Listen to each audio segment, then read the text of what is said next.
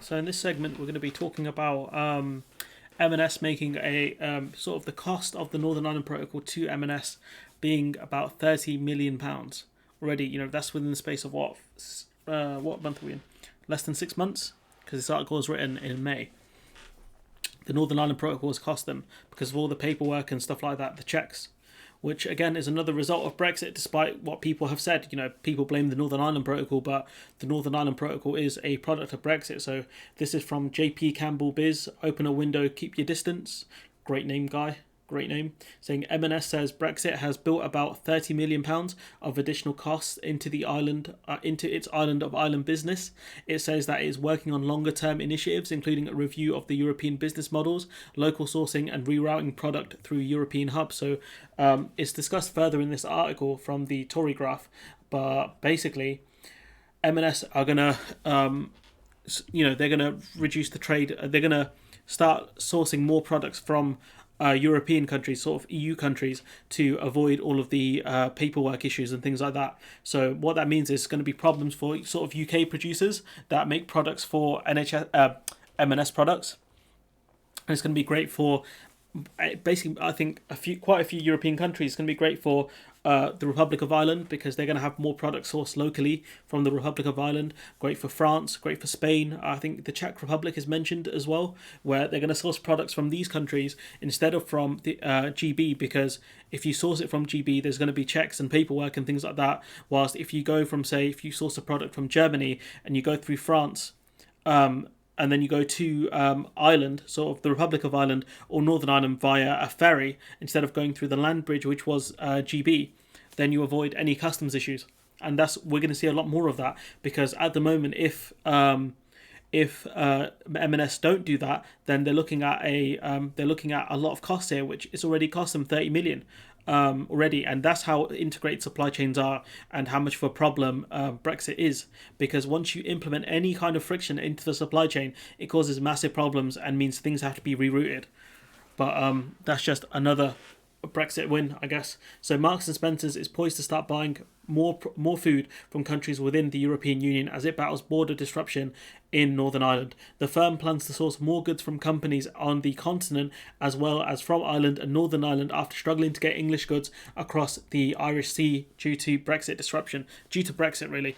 And this is great if you're a producer or manufacturer who is based sort of within these countries or within Northern Ireland or the Republic of Ireland, because you're going to see a lot more business now from M&S, because to avoid things like customs, rules of origins and all of that stuff, they're going to buy from more local producers.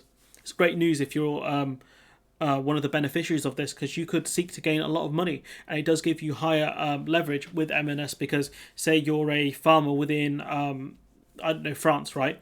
Now M&S are going to have to buy more beef off you or more milk from you, for example.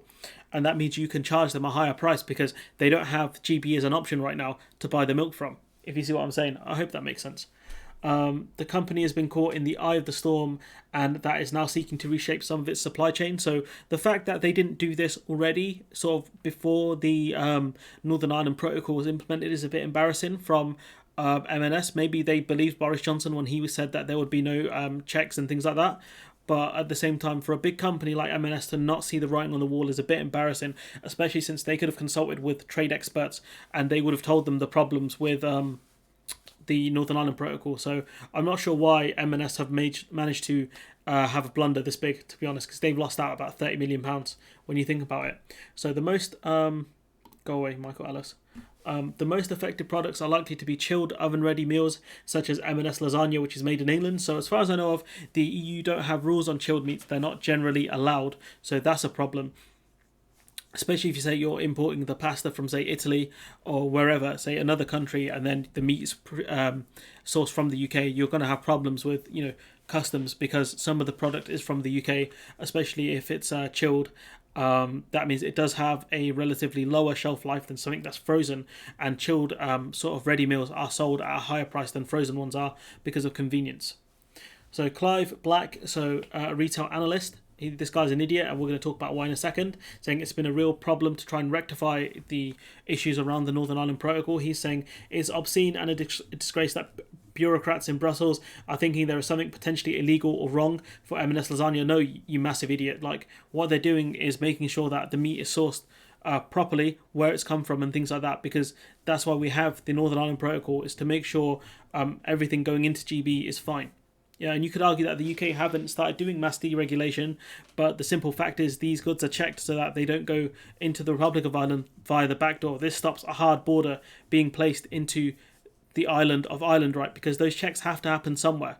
You know, you can't export goods into the EU without checks happening, Ireland being an exemption, because if you do the checks within the island of Ireland, you're effectively putting up a hard border within Ireland, and therefore you get the troubles again.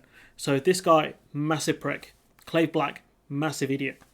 So anyways, the firm M&S temporarily stopped selling hundreds of items in January at its 18 Northern Ireland stores due to Brexit red tape. A string of firms have spoken out about paperwork causing delays at ports. So, you know, there will be less. I think things will become more efficient as time kind of moves on. But there'll always be checks there, and so long as there are checks there, there's always going to be a delay. It's just the degree to how delayed we are that's going to be the question. So yeah, Kate Calvert of Investec said international. This is a bit of a weird statement. I think it's cut from a longer speech, but saying that internationally international will have been impacted by changing pandemic restrictions, as well as by the extra duty costs and disruptions to food availability in France, Ireland, and the Czech Republic from the Brexit trade agreement. So despite the fact that we have tariff-free access to the EU, there's still things like customs checks and declarations which do cause delays, and this is through multiple different countries, because even if M&S don't have a store within a specific European country, chances are they might still supply goods from that European country, and that still causes issues. And so, you know, we're going to see M&S, I think, really push and buy more products from countries within the EU and from more local suppliers, which comes at a cost. But that's the way they're going to have to do things to avoid the costs of, you know, customs declarations, etc. Because clearly they've made a calculation that the costs of customs declarations are far higher. So customs checks are far higher than sourcing goods from a more diverse range of countries and companies, for example, even if they are smaller scale and comes at a higher cost. And I do find it quite interesting that, you know, M&S does have stores within, you know, Ireland, but also the Czech Republic, which is, you know, much further away, which shows you kind of how kind of big M&S are as a brand. There's not much more to talk about apart from this clown's comments here saying that, you know, oh, it's the fault of Brussels. Like, no, you idiot, it's the fault of the government because they agreed to the Northern Ireland Protocol. Or did you forget that bit?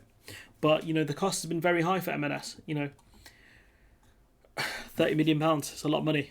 It's a lot of money, especially because of the pandemic as well. The government could have delayed the implementation of the Northern Ireland Protocol and could have been upfront with people that, yeah, there are going to be delays, but the government chose not to do this. And for some reason, M&S believed them and, you know, didn't make contingency plans for whatever reason. So they're having to they're going to have to fix up and look at alternative supply routes into Northern Ireland or the Republic of Ireland, because they can't use GB as a land bridge anymore because of the costs. And even though it takes longer to go around Great Britain, it's what's going to have to be done, because going through Great Britain just takes too long. If you can't go through it, you've got to go around it. So anyways, I'm going to leave it there, rambled on a lot. Let me know what you think in the comments below. Like, comment, share, subscribe, and hopefully I'll see you in the next one.